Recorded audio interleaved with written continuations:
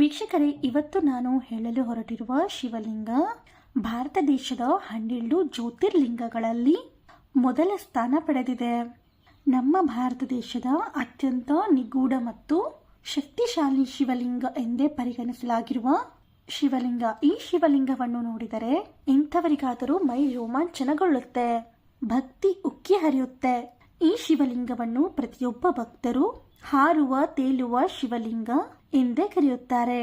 ಏಕೆ ಎಂದರೆ ಈ ಶಿವಲಿಂಗ ಸಾವಿರಾರು ವರ್ಷಗಳಿಂದ ಹಾರುತ್ತಲೇ ಇತ್ತು.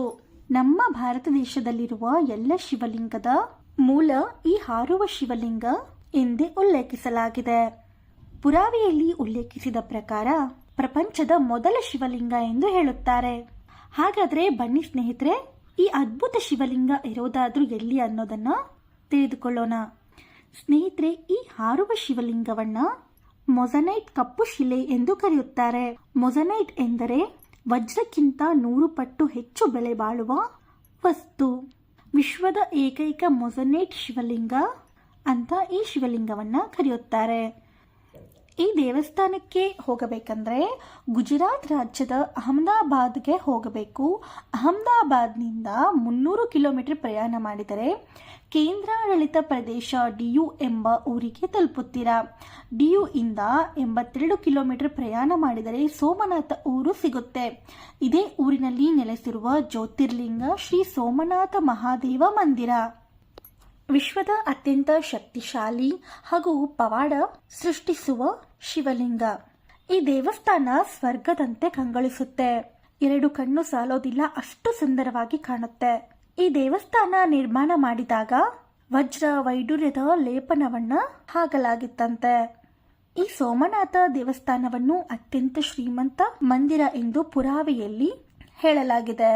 17 ಬಾರಿ ಅನ್ಯ ಧರ್ಮದ ದಾಳಿಕೋರರಿಂದ ತುತ್ತಾದ ಈ ಸೋಮನಾಥ ದೇವಸ್ಥಾನ.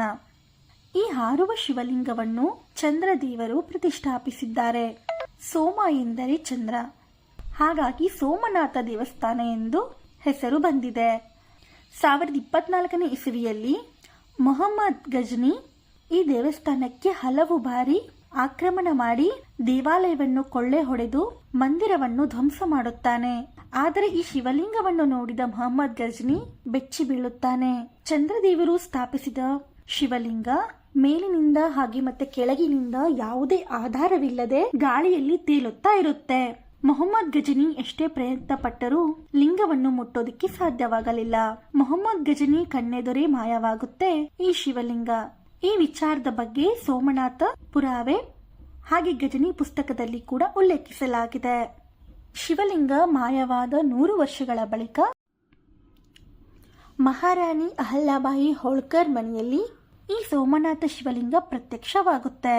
ಈ ಲಿಂಗಕ್ಕೆ ಮಹಾರಾಣಿ ದೇವಸ್ಥಾನ ಕಟ್ಟಿಸುತ್ತಾರೆ. ನಂತರ ಈ ದೇವಸ್ಥಾನವನ್ನು ಅಭಿವೃದ್ಧಿ ಮಾಡಿದ್ದು ಸರ್ದಾರ್ ವಲ್ಲಭಾಯ್ ಪಟೇಲ್ ಅವರು. ಇವರ ನೇತೃತ್ವದಲ್ಲೇ ಈ ದೇವಸ್ಥಾನ ನಿರ್ಮಾಣ ಕಾರ್ಯ ಆರಂಭ ಆಗುತ್ತೆ.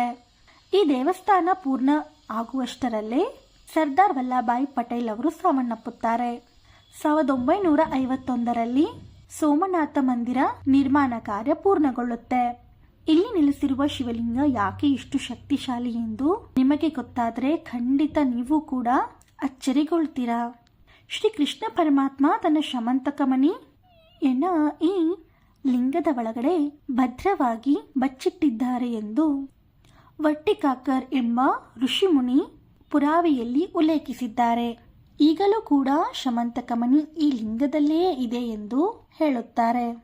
ಈ ಲಿಂಗಕ್ಕೆ ಪೂಜೆ ಸಲ್ಲಿಸುವ ಪೂಜಾರಿಯೂ ಕೂಡ ಹೇಳೋದು ಇದೆ, ಈ ಮಣಿ ಲಿಂಗದ ಒಳಗಡೆ ಇದೆ, ಯಾರೂ ಮುಟ್ಟಲು ಸಾಧ್ಯವಿಲ್ಲ ಎಂದು ಈ ಲಿಂಗವನ್ನು ಪೂಜೆ ಮಾಡುವ ಪೂಜಾರಿಗಳು ಹೇಳುತ್ತಾರೆ. ವರ್ಷದ 6 ತಿಂಗಳು ಈ ಶಿವಲಿಂಗಕ್ಕೆ ಗಂಟೆಗೆ 1 ಬಾರಿಯಂತೆ 24 ತಾಸು ಅಭಿಷೇಕ ಮಾಡಲಾಗುತ್ತೆ. ಈ ಶಿವಲಿಂಗವನ್ನು ಭಕ್ತರು ಶಮಂತಕಮಣಿ ಎಂದು ಕರೆಯುತ್ತಾರೆ. ಪ್ರತಿದಿನ ಮಧ್ಯರಾತ್ರಿ ಶ್ರೀ ಕೃಷ್ಣ ಪರಮಾತ್ಮ ಈ ಗರ್ಭಗುಡಿಗೆ ಬಂದು ವಿಶ್ರಾಂತಿ ಪಡೆಯುತ್ತಾರೆ ಎಂದು ಹೇಳುತ್ತಾರೆ. 1993ರಲ್ಲಿ ಮಧ್ಯರಾತ್ರಿ ಈ ಶಿವಲಿಂಗಕ್ಕೆ ಯಾರೋ ಪೂಜೆ ಮಾಡುತ್ತಿರುವ ಶಬ್ದ ಕೇಳಿ ಬರುತ್ತೆ. ಈ ಶಬ್ದ ಏನಿರಬಹುದು ಎಂದು ಬಾಗಿಲು ತೆರೆದು ನೋಡಿದಾಗ ಶಿವಲಿಂಗಕ್ಕೆ ಪೂಜೆ ಹಾಲಿನ ಅಭಿಷೇಕ ನೆರವೇರುತ್ತದೆ. ಈ ಶಿವಲಿಂಗದ ಪಕ್ಕ ನವಿಲುಗರಿಯು ಕೂಡ ಕಂಡುಬರುತ್ತೆ.